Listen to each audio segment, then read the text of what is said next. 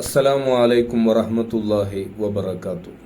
നമ്മുടെ ജീവിതത്തിൽ ഒരുപാട് ഹസനാത്തുകൾ സമ്പാദിക്കണമെന്ന്, നന്മകൾ വാരിക്കൂട്ടണമെന്ന് ആഗ്രഹിക്കുന്നവരും താല്പര്യപ്പെടുന്നവരുമാണ് നമ്മൾ.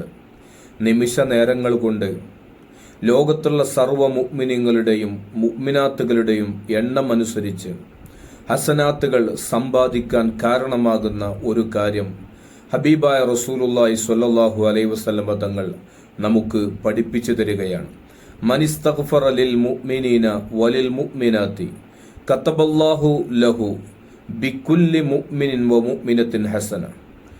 ഒരാള് ലോകത്തുള്ള സർവ്വ മുഅ്മിനീങ്ങൾക്കും മുഅ്മിനാത്തുകൾക്കും വേണ്ടിയിട്ട്, മഗ്ഫിറത്തിന് വേണ്ടിയിട്ട്, പാപമോചനത്തിന് വേണ്ടിയിട്ട് ദുആ ചെയ്യുകയാണെങ്കിൽ ലോകത്തുള്ള സർവ്വ മുഅ്മിനീങ്ങളുടെയും മുഅ്മിനാത്തുകളുടെയും എണ്ണമനുസരിച്ച് അവനിക്ക് ഹസനാത്തുകൾ കണക്കാക്കപ്പെടുമെന്ന് നബി സല്ലല്ലാഹു അലൈഹി വസല്ലമ തങ്ങൾ നമുക്ക് പഠിപ്പിച്ചു വന്നിട്ടുണ്ട്.